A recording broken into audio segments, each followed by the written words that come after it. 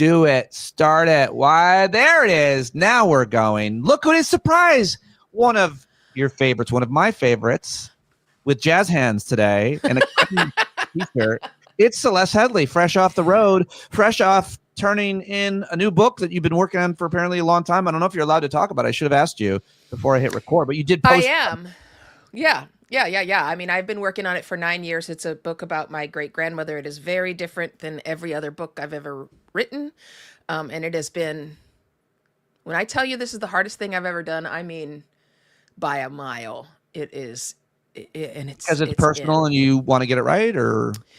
No, I mean, yes, that's part of it. But, to a certain extent, all of my books are personal. But it just, I'm writing a book about a Black woman born in before during the end of the Civil War, and trying to find any scrap of evidence. We're just thousands of miles of travel, hour upon hour upon hour, scouring through archives and tracking down out of print books. And, it's been a completely worthwhile trek. And I hope that my book convinces other people to engage in this kind of familial research. But it's not sunshine and roses. Oh yeah, I bet. Well, looking forward to that. I mean, all your books are all very different. I mean, you said it's nothing like any of my other books. Well, none of your books are like the other one. They're like vastly different subjects to a certain. Thank you. Yeah, I think that's mostly true. I think I think that's the most impressive thing about your work is that it's all, a lot of people have a certain lane that they travel in, and it could be any of the 4 books that you've written for, right?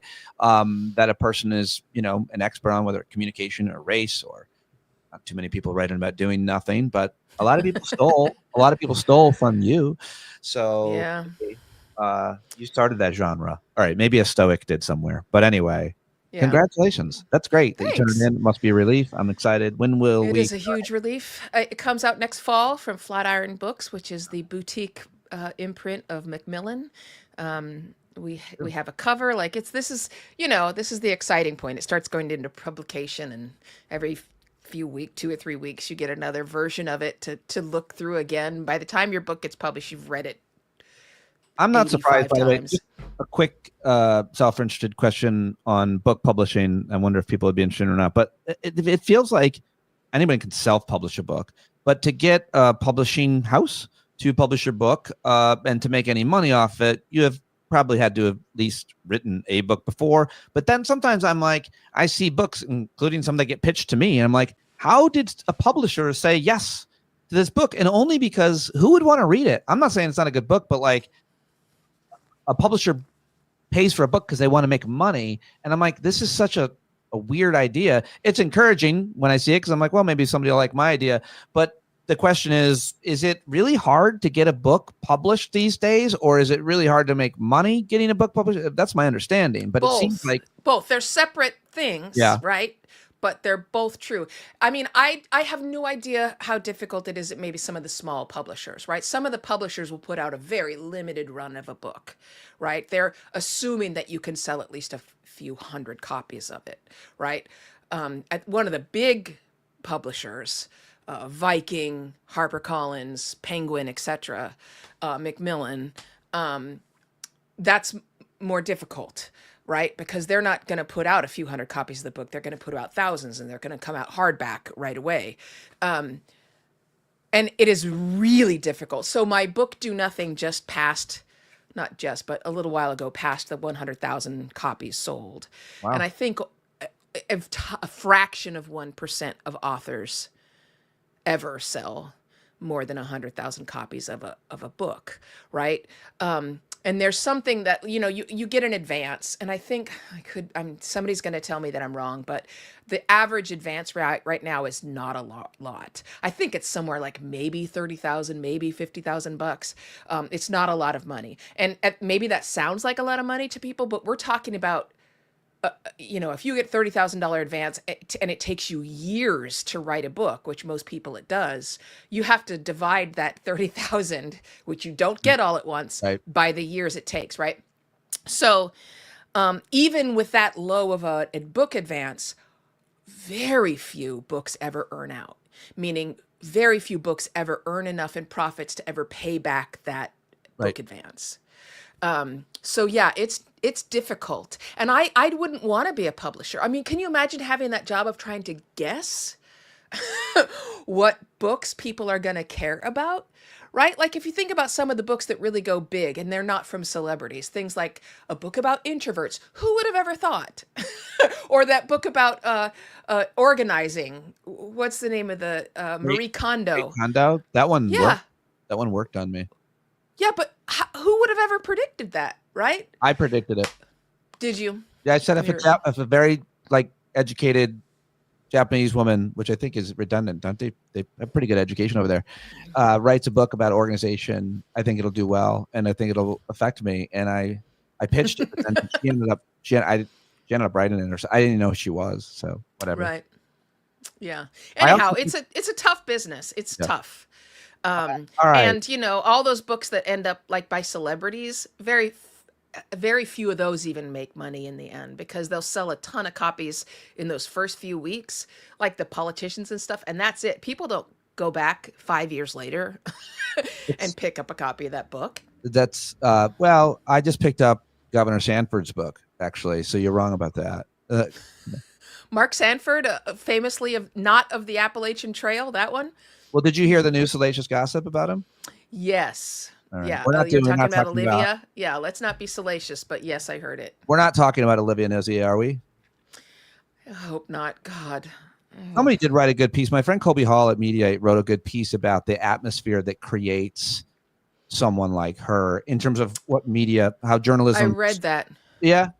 Yeah, of the journalistic elite and how it rots. Well, just about how, and more importantly, and you could speak to this because you've lived through the whole transformation. I got on board and never was officially like a journalist, but like you've lived through it all and done it all in terms of journalism.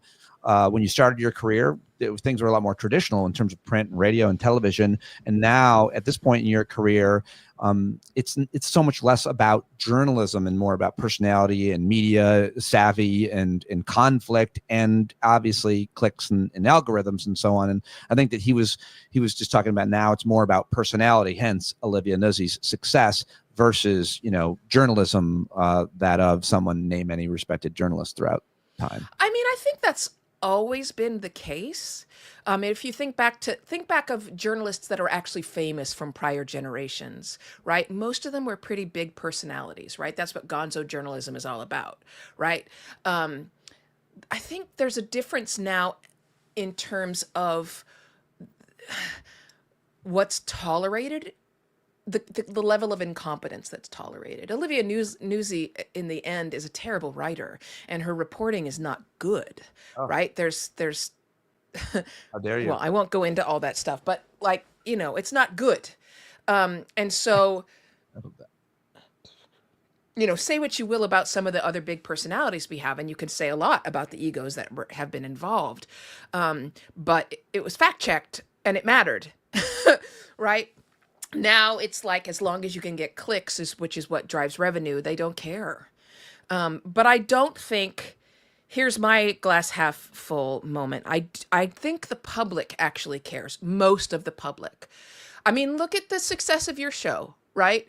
You choose people who know what they're talking about and have come with receipts. But like, I would argue that my success is enough to sustain me alone, just barely, not a staff. And so it's the better example would be look at the success of so many other people who are much bigger, making way more money. They might even have a huge staff and what they are doing. And it's bad. You're talking about like a Joe Rogan. And I think I think I more might be talking about like the Pod Saves America guys, that they're doing something similar, or the Bulwark people, they're doing something similar that I've been doing this for a long time, which is the only reason I have anything going on.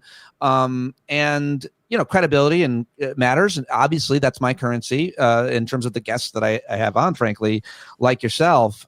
Someone just wrote in the chat, Rachel, gosh, we're so lucky to get to watch Celeste Headlee live. What a world. But I read it as an even higher compliment. I read it as, gosh, we're so lucky to get to watch Celeste Headlee live. Oh, wow, when I read it as live, not live, it was really, really nice. We're so lucky.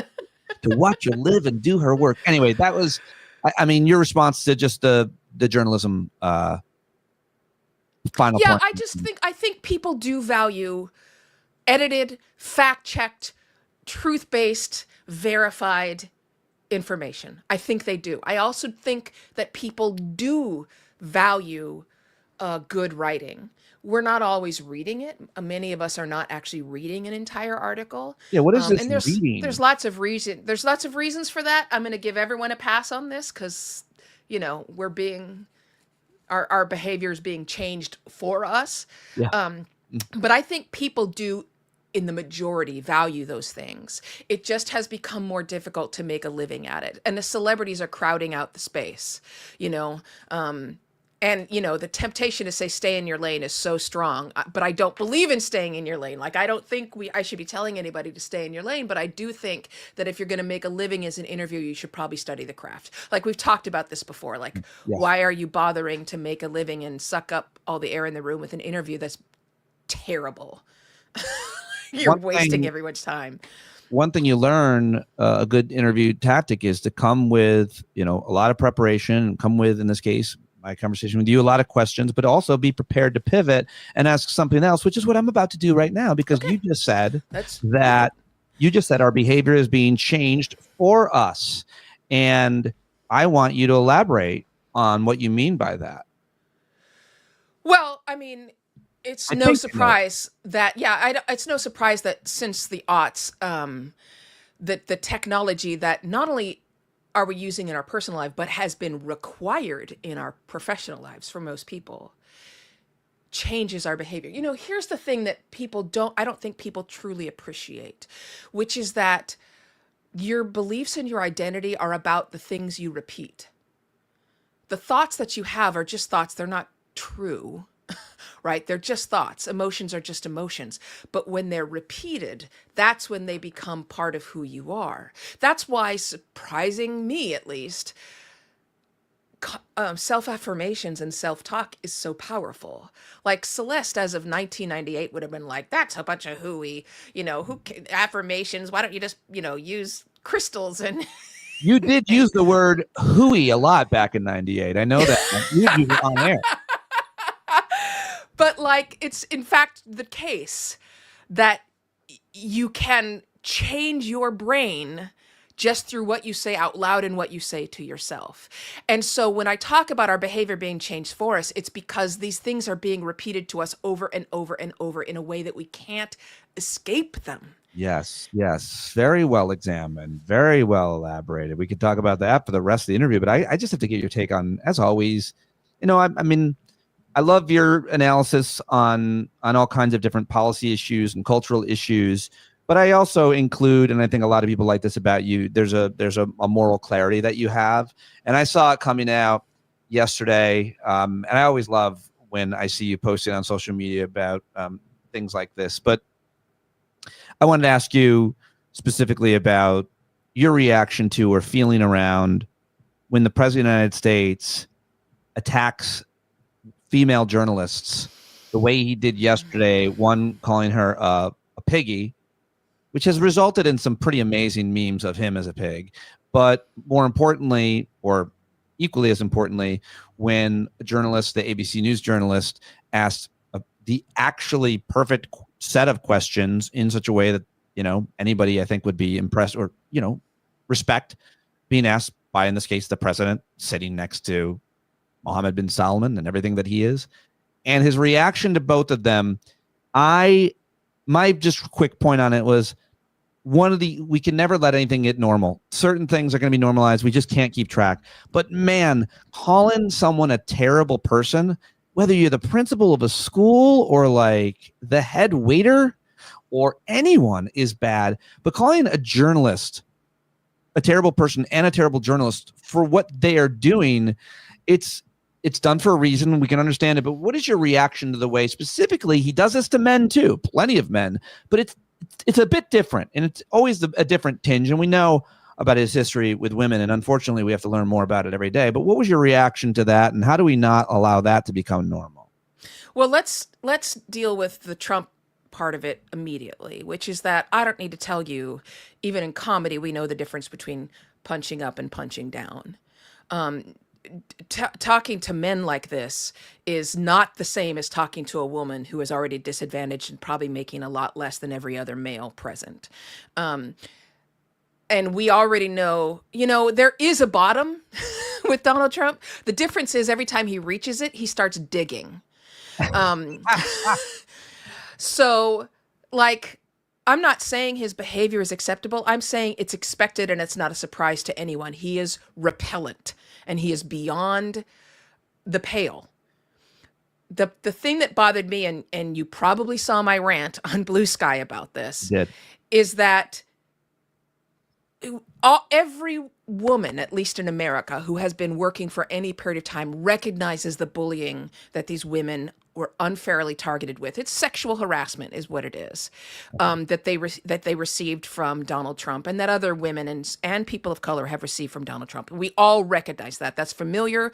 It's all happened to us. Every woman has been humiliated, torn down, dehumanized, sexualized during a public meeting or work event. But what we also recognized was the silence from their male colleagues. Your job, especially if you're effective. Yes. Yes. We also recognize the silence of your male colleagues. That is so familiar to me, I can't even tell you. Yeah. These same men, and let me just be clear here, that if you are a male who has been working for any significant time and you are at least 35 or older, you have been present when a woman has been sexualized, dehumanized, torn down, humiliated, etc. That has happened with you present. I saw Steve Bannon do it at Sirius. Just if we're going to name names, it's the easiest one. Go ahead. Yeah. And I want you all to ask yourselves if you said something or not. This is not to shame you or call you a terrible person. This is just to say, did you step up? Because you probably didn't. And that has contributed to the place that we are right now. We need men to start speaking up. And I don't want to lose my status and my place in line. I realize the standard you walk past is the standard you accept. I firmly believe that idea. And I heard that phrase first from an Australian general who was addressing the sexual harassment epidemic in his, like every other nation's, military. The standard you walk past is the standard you accept. I get it and I believe it. But I also worked really hard to get here, and I'm not gonna stand up for that woman because it's gonna screw me over, and then I'm gonna lose my place in line. So let me just bring some receipts here and allay people's fears. Number one, men are much more likely to be listened to and respected for pushing back on bad behavior. Also, they're more likely to be rewarded. Men who speak up on behalf of marginalized colleagues are more likely to get promoted and get pay raises in the future than those who do not. What's more is there's a big gap between what we think our colleagues believe is acceptable and what they're offended by. In other words, we will feel offended. Many of those men probably were offended and upset that he called her those names, but they are assuming other people are okay with it. But it turns out every time we study it, that's not true. You are underestimating the extent to which the other people in the room are also offended and upset, and they will see you as a leader for actually speaking up and saying what they want to say. That's not true for any other demographic except for white males. That's the only demographic for whom that is true. Yeah. That's why it's so important that all of you out there who are white and male, especially if you're cisgendered, straight, you have this opportunity. You have this power. And rather than seeing it as like, oh, you're saying I have power, I don't feel like I have power, I wish you would embrace it. Like, you have this power I don't have. And I need you to use it. I love it. I love it. Especially for someone like me who is like very straight and very white. And very, what was the other one? Male. Yeah. I'm very masculine. A lot of people say people come over and they're like, wow, you have a lot of tools. And wow, you're so alpha. what do they say? A high value male? Isn't that what they? Celeste, when you're alpha, nobody has to say it. Okay. I usually get in beta, but I got alpha once in my own journal. I don't strive for it. I don't strive for it. I actually seek it out and then I attack it. I mean, it was what I would do on comedy stages, and it's also what I would do, I think, in different organizations I was with. I like to find the alpha and bring them down a notch because I'm big on punching up. I've always enjoyed it, and I think it's just how I've always been. But you are very, very eloquent as always in talking about that issue. But just going back to this situation, you're basically talking about these female journalists being attacked by the most powerful man in the world. What are you saying, men, much less other women, and particularly, by the way, I think you might have posted about this. No Republican women. Did you see that woman on CNN, a Republican congresswoman, I think her name is Salazar?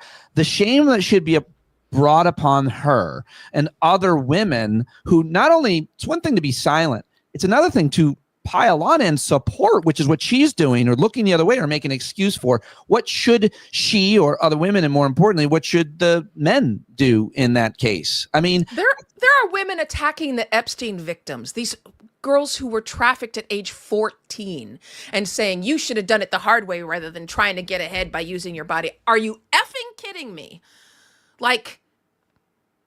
But yeah, you're absolutely right. And to be totally frank here, when I say that women are punished for pushing back, if that journalist were to speak up and say, hey, you can't speak to me that way, that's unacceptable, right? Women are even more likely to then punish her and attack her than the men are.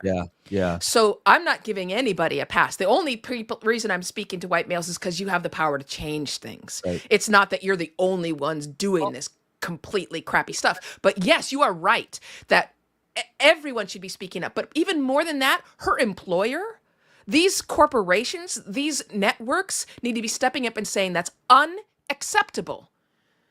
You cannot speak to our employees that way. This is an incredibly well-regarded, accomplished journalist, and she's doing her job. And that is, frankly, every other male in the room should have said, it's unacceptable to speak to another journalist that way, and then asked her question again, and then continued to ask that question and ask no other questions except for hers. Or they should yield their time. They're saying, I'm going to let her speak instead. There's so many things that men can do, and whichever one you choose, whichever way you choose to push back, I am here for it, just as long as you actually choose to push back. I don't know if you mentioned this, but just quickly going back. I mean, the reason why white straight men are most effective, unfortunately, is because not always, but often white straight men are the problem. And we tend to listen to our peers more than those that we don't necessarily identify with. I'm less likely to listen to a woman or person of color than I am to sadly, about my views. I'm not, frankly. I find it embarrassing. I always find it embarrassing. Like, if all the women in the room are in agreement about you and your behavior, and you're like, you're wrong. It doesn't. It's not. Or all the people of color in the room or at your job are like, that guy's he's got it out for people of color. He's a bigot. He's a racist, whatever. And you're like, I'm not. Like, I hate to say read the room, because clearly you don't care about it, I guess. But it just seems like, unfortunately, people don't listen to them, and they will listen to their friends. I thought it was really, this actually played out in my life. I might have told you about this, but simply after Charlie Kirk died, I'm in a chat with 19 white guys from high school, and one guy went off and took the hood off. And me and two other white guys, we're all the same. We're like, where do you think you are, man? Not in this room. Get a different text chat with your buddies where you can all take your hoods off together, but you can't take your hood off here and feel comfortable. And it was effective. It's the most effective thing you can do, is address the people that are like you, no matter what you're. I could not agree more with you. And I should point out that Reuters just finished their investigation and found that over 600 people were fired for saying negative things about Charlie Kirk. But let's go back and talk about all of society's reaction to Donald Trump saying, I can grab them by the pussy and I get away with it, right? He said that and still got elected? Yeah, so shocking, isn't it? But the fact that the majority of Americans walked right past that, past a presidential candidate describing sexual assault, that's how far back this is going. And that's when I needed every single male in America to say, I don't think so, dude. You're a monster. We don't sexually assault women, whether you can get away with it or not, friend of Epstein. Right? This is why we are here. And I'm not saying that women didn't respond badly. They absolutely did. Megyn Kelly is an example. But women, as you're saying right now, we don't have the same clout. We don't. But I will also say, let me just say one more thing, which is, this is not, I'm not trying to come down on everybody, because frankly, right now is the wrong time to be coming down on anyone who's trying to make the world a better place. It is a tough time for everybody. And, for the first time, I just gave a symposium at the Museum of Science in Boston. And you know me, you've known me for years. I am always the one saying you can talk to anybody as long as they're not violent or attacking you, and you can talk through anything. But for the first time in my career, I gave a symposium in which I said, okay, let me explain to you how to talk to people in MAGA, but also let me explain when and how to shun them. Oh, what's changed? Because we're not using social sanctioning in the way that we should. In our species, social sanctioning is one of the most powerful punishments we have, because belonging is necessary for human health, because a community is necessary for our species' survival. When you shun someone, that is an existential threat. But we're not doing that. If you bring on an Olivia Nuzzi who was fired because she had an affair with one of her subjects, maybe more than one, but then you give her a book contract and invite her onto every talk show as though she's still an acceptable part of society, that is not social sanctioning. We are not using this powerful 300,000-year-old tactic that is at the core of how we reward and punish members of our society. And so that is what has changed. Is number one, we have to be very careful that when we decide to shun someone, it's because of their behavior, not their beliefs. But they can't be invited to the cookout. Like, you can't just have them over for Thanksgiving as though they haven't done harm. I don't know if when you've talked about some of these things, the phrase moral injury has ever come up. Well, I've talked about it as a result of with veterans of Iraq and Afghanistan is where I learned the phrase, and it was not a fun thing to learn about, and I don't want it. Yeah. And that's where that came from. And the study of moral injury came from the military. As they, started to try to understand what used to be known as shell shock, or try to understand PTSD. There's a level of moral injury that involves it's a sin of commission, where you or somebody has done something they shouldn't have done. Omission, where someone has not done something they needed to do, but there's almost always an element of betrayal. And moral injury, psychological harm resulting from perpetrating, failing to prevent, or witnessing acts that transgress one's deeply held moral beliefs. You actually explained it better than the definition I quickly found. But that's what the definition is. And it's a deep psychological scar. And what's happening right now is that moral injury is being perpetrated almost on a daily basis to a lot of people. The murders that are happening in the Caribbean, that's moral injury. Watching children being either dragged away or their parents being dragged away in front of them, watching a kindergarten teacher being pulled out, that is moral injury. And so therefore, if someone is either through their actions, through their money, however, supporting those kind of acts, they should be shunned. It's time to stop talking to them. It's time to And stop. that's what's changed. Yeah. Yeah. Well, I mean, talking to certain people gets you views, and more views, more money. So the more outrageous, the more views, the more money. And that's what the system feeds now. I guess it's always been the case. If it bleeds, it leads, local reporting and all of that. But but I guess, that's covering crime in a certain way, and you can speak to that. But this is more about like saying and doing the most outrageous thing and then being platformed. I think one of the most interesting things about this kid, Nick Fuentes, who I'm kind of obsessed with, sorry, but I'm watching him pretty closely and have for a long time, and he doesn't seem to care that much about making money or being popular, because if he did, he would be a little bit more measured. He keeps getting deplatformed off of places that he can make a lot of money, and he finds his way back. And sure, he's concerned about popularity and money in the movement, but a lot of it is just ideological based hate that we've seen over and over, and a weird messenger. But the point is, he doesn't seem to care, and so he's the least measured rhetorically. He's the most hate-filled and most popular, I would say, out there, if you were to put those categories out. And yet millions and millions of views. The president of the United States, like, basically looking the other way. I mean, I feel like that would be the most extreme example. That guy, we could give hundreds of others in commonplace conversation at work or on major platforms or stages, et cetera, I think is pretty clear. But that's a great point about moral injury, and that the degradation of it. Yeah, and here's another thing. As anyone who's listening or watching tries to make this calculation now, like let's say that you have a relative or friend who voted for Donald Trump.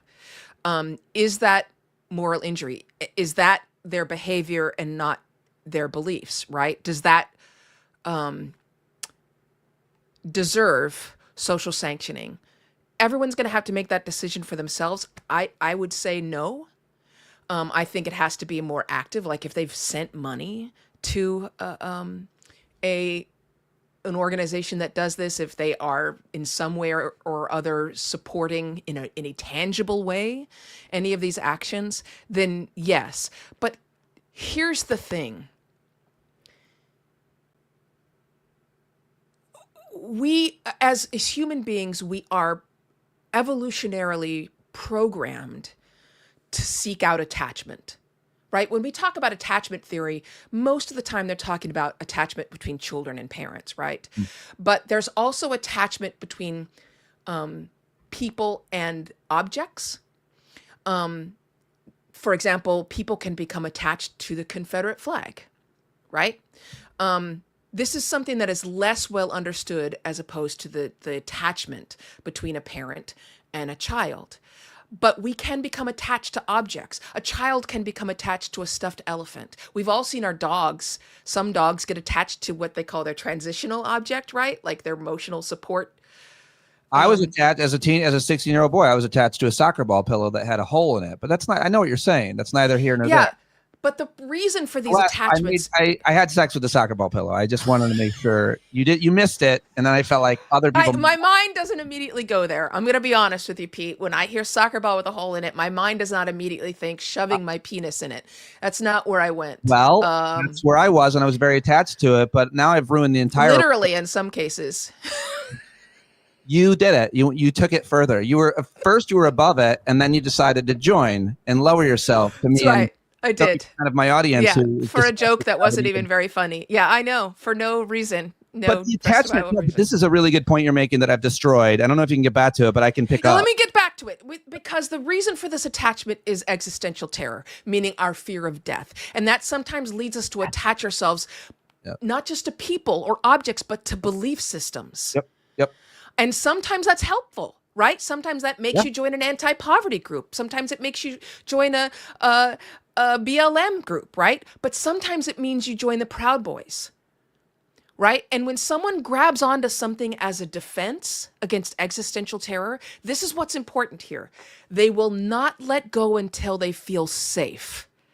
This is a really crucial point, because attacking somebody who's attached to a particular ideology usually backfires. They will become more defensive in the face of the attacks. They will not let go until they feel safe. If they are attached to a belief system because it's helping to soothe their anxiety, we have to make it clear there is a safe harbor for them on the other side. That's a really great point. Really great point, which is very harder to do than Yes, it is. But, just one more thing about, you're talking about the way to decide how you're going to judge whether or not someone can be brought into the fold or given respect or any light that you might have.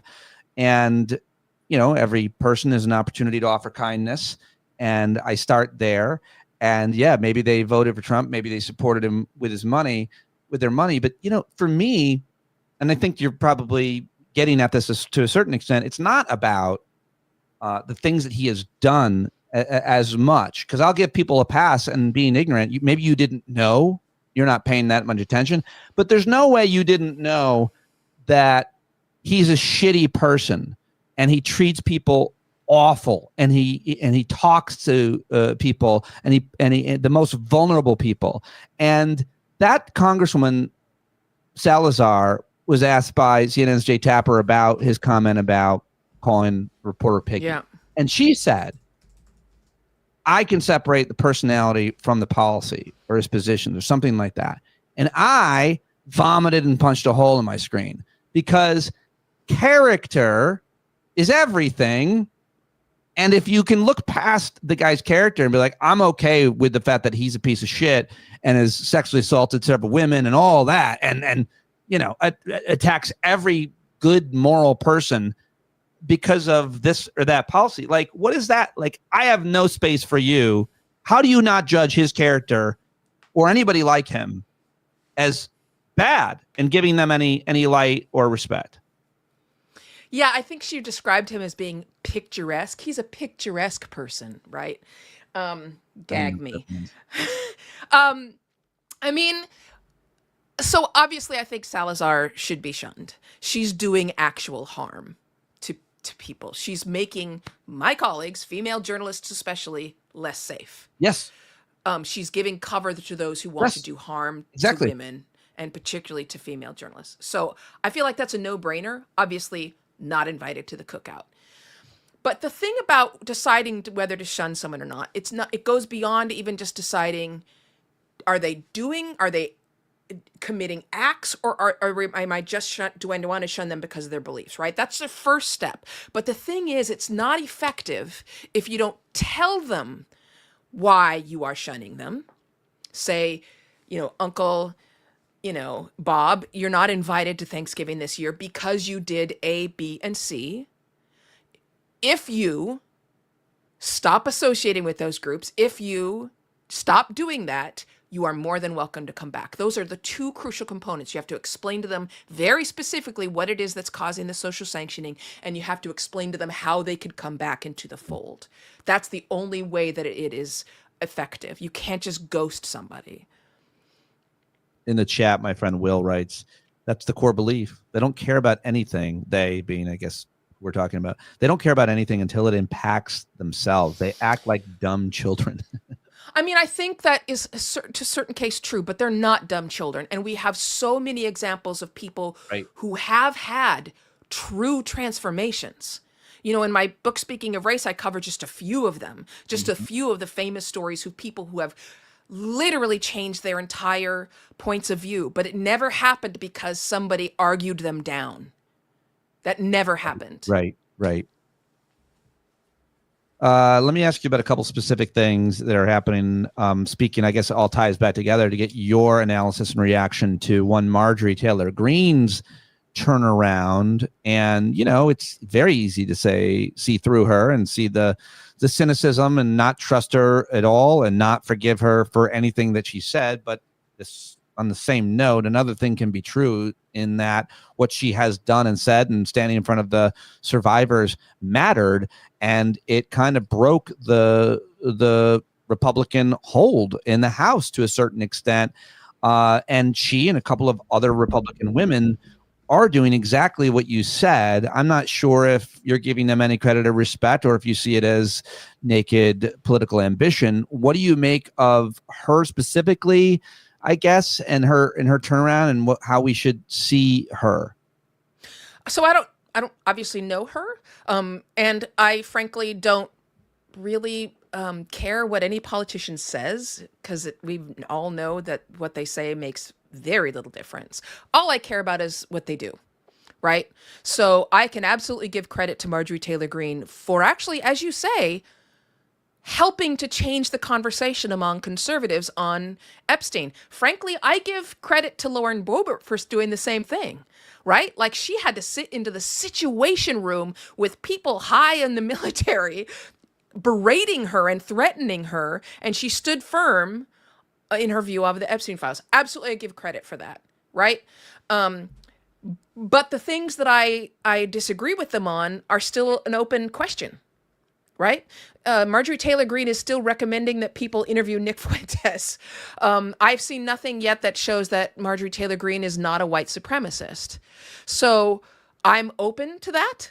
I would be thrilled if this were a true Paul on the road to Damascus moment. If this were a real change, absolutely. I'm here for it. And I'm ready to welcome her into the fold. As I've said again and again and again, you can't tell someone to leave the group they're in unless they can come and join yours. So I'm here for it, but I have to see real evidence of it, not just talk. Right. And not taking into consideration the idea or concept of intersectionality, and that, like, the fact that you're a woman and you can relate to being sexually harassed or attacked, good. That would be pretty weird if you didn't stand with other victims and survivors.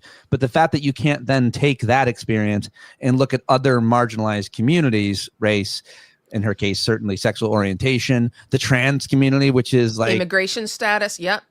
All of it. So, yeah, that's all really good points. Also, all right, so with this Epstein file, where does it go? I mean, that's my other open question here, because I don't know. I think that we are in for a lot more shocks and reactions. Again, my view is often, different than others, a little bit more positive. But, there are 4 leaks to plug for Donald Trump in this case.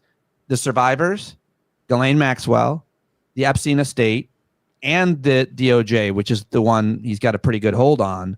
But lots of DOJ employees were locked in a building, forced to remove his name from the files. These are hard holes to plug. And I firmly believe that no one has ever plugged that many holes in a political scandal. All right. I don't know. Now you're filthy. You're filthy. We're talking about Jeffrey Epstein. The subject matter is filthy. Okay, so a couple things here. I totally agree with you that, they always say it's always the cover up, right?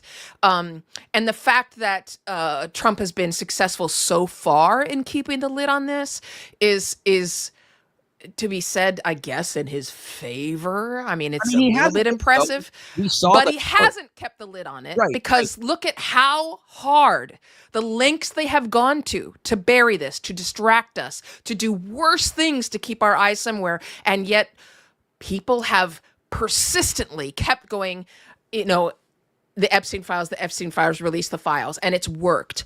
Also, I think public opinion just it's against him. And that's when those leaks start to occur, when it becomes acceptable, when it becomes acceptable to start leaking these things. Exactly so. When you can make money selling your book as Deep Throat. Yes, I think the tide has turned already on this. I think it's going to be impossible for him to keep it under wraps. And I also think once that waterfall begins, I think there is so much filth here to uncover. It's going to be horrendous. As a result, what comes to the fore. Not only do politicians not want to cover for this dirtbag, but neither do judges. I think that matters too. If a judge was thinking, including the highest in the land, there could be a change there, which would all be unpredictable. Okay, before I let you go. Yeah. Democrats, the shutdown, Mamdani, what I've been saying, because you got to make things binary, because I want to win over hearts and minds and sell subscriptions, is on the right, No, on the left, we're debating affordability. Mm-hmm. All kinds of different ways: education, employment, and healthcare. On the right, they're debating whether or not the hood comes fully off. Do we go full Fuentes? And yet we're called. Oh, it's off.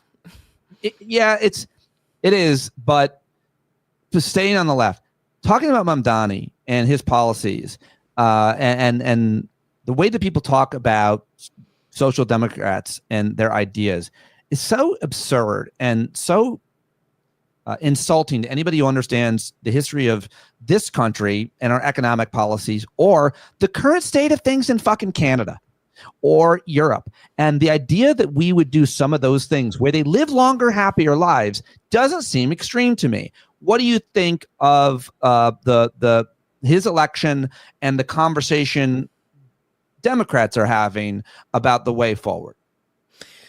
So I see a lot of actual hopefulness. Again, I have to say I'm not a Democrat. Yep. I am an independent.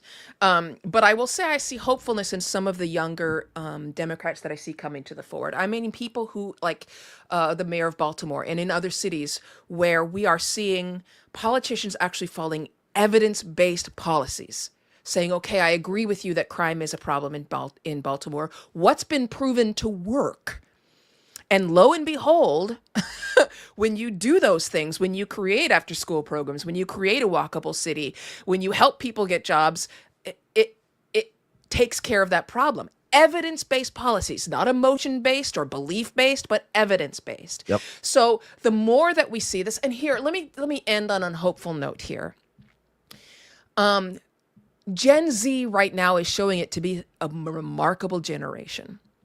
And I know there's a lot of talk about, oh, we're so worried about the young men. They're but here's the they're fucking lazy. They're distracted. They don't read. They have the attention span. They're superficial. They're apathetic. What are you talking about? Is Gen Z? Yeah, so they are the least racially resentful generation ever studied ever since we began. Racial resentment, for those who don't know, you and I have talked about this before, is what they use to measure the impact of racism in politics. It doesn't mean you're racist. It means you have underlying feelings of resentment that are racially based, right? Plenty of liberals are racially resentful, but a high level of racial resentment is the number one most powerful indicator of a vote for Donald Trump, for example. Gen Z is the least racially resentful of all time. They are the most embracing of LGBTQ communities. They are most likely to reject capitalism. So there's a lot of, whether that changes as they get older, and by the way, the idea that you become more conservative as you age automatically is not true. That's a myth. Right. So the idea that they will be coming into power, but also what I love is the fact that they are not standing for it. Like they're on to you. They are among the ones who resent Chuck Schumer the most. If you take down Donald Trump with the Epstein files, you're also going to take down Bill Clinton, the Gen Z is like, take him, right? And I'm not saying other generations aren't saying the same thing, but they are saying it en masse. And that's as true of the young men as it is of the young women. Young women are becoming more progressive, and the young men are right there with them. So I have a lot of hope. I have a lot of hope for evidence-based politics. I think people are hungry for expertise and competence. And I think young people in particular, if nothing else, they have become savvy to the political tricks that sadly are still working on the older generations. Yeah, I love that positive note. I tend to agree, but you're the one probably looking at data, whereas me and my friend Ronnie and others in the chat are saying, aren't groypers Gen Z too? And there are a lot of groypers. And I would add, yesterday I watched a video of a young white guy saying the most racist shit you can say ever. And I've seen lots of these videos, but it would seem that I've got a few anecdotes, and you might have some racial resentment data in polling or something. So groypers are perhaps the loudest. They get a lot of attention, but it's out of proportion to the percentage of the population that they are. They are a minority. I'm not saying they're not dangerous. I'm not saying they don't deserve attention. I'm just saying they are a minority, right? So again, that's not the majority of Gen Z. Some of those people aren't even Gen Z. Some of the grapers are millennials. Some of them are Gen X, frankly, and in their 40s and 50s. Yeah. So like, yeah, there is a certain portion of the population that has become more extreme. But, here's the thing, that when I've been studying history for the past 9 years, and particularly this type of history, political and especially related to gender and race, is that we're not seeing anything new right now. The only difference is that the people who were in the extremities of past generations and past decades are now in power. And those who have the ability to stop them are not doing so, which kind of brings us right back to where we were at the beginning. Those who are spectators need to stop standing by. So well said. You're the greatest. So happy to see you today. I speak on behalf of everybody who's listening and watching live, and that we are grateful to watch you live, as I mispronounced earlier. To have you, and always excited when we get to see you. Anything you want to plug that you're doing? We talked about the book. Obviously, all the links to all of Celeste stuff are in the show notes to her books and everything else. Anything else happening? You're going to be anywhere that we could see you, or doing anything that you, or any? So I will announce that I am actually taking a professorship starting in January. What? Yes. I will be a tenured track professor at Morgan State University, the third largest HBCU in the country, in the journalism and communications department. Is there? Yep. In the communications department? Journalism and communications. Yep. Why would you do that? Why would you go that way? Why do you want to do that right now? So after 27 years of being a journalist, I would like to be able to express my opinion. I would like to be able to say what I think. I'd like to be able to participate in rallies and protests, and I haven't been able to do that almost my entire professional career. Well, taking off your journalism hat and putting on your academic hat allows that. Yes. A professor can tell you what they think of Donald Trump. A journalist is not supposed to. Right. Oh, very exciting. Yeah. When does it start? January. Oh, wow. Your students are going to be so lucky to be in your class. What do you know what you're teaching? What specific, like what courses? Or so I get to teach two classes a semester, and I will most likely this first semester I'll be teaching some form of interviewing / podcasting and journalistic writing, which is something I've been teaching for a long time. So yeah, and railing against AI probably. Yeah. Well, good luck with that. Yeah. It's about to blow up. I'm reading. Everybody's saying there's an AI bubble about. Yeah, it's about to crash. I'm part of that Anthropic settlement because all of the AI platforms stole all of my books, including my 2 short ebooks. And I saw that one of the executives said that if every author makes a claim, every author they've stolen from makes a claim, they will be bankrupt. And I'm like, don't threaten me with a good time. Yeah, let's effing go. All right. My listeners / friends are such dicks to me. The last comment, and I mean, I engender it and I'm proud of it, but my friend Will has been hilarious this whole time. I haven't read him. He goes, maybe Pete can take your podcast class. Maybe Pete can be a guest lecturer in my podcast class. Hello. Welcome. Time for my lecture. Can I have a cane with a gold top? Give Pete respect. Show me. Scott Bennett ends it with his comment. Celeste, you deserve great things. I'm happy to see them coming your way. Thank you. Thank you, Celeste, for joining us. Thanks for watching live, everybody. Talk to you later. Happy holidays, everyone. You'll be back to wish them more, I hope. I hope so, too.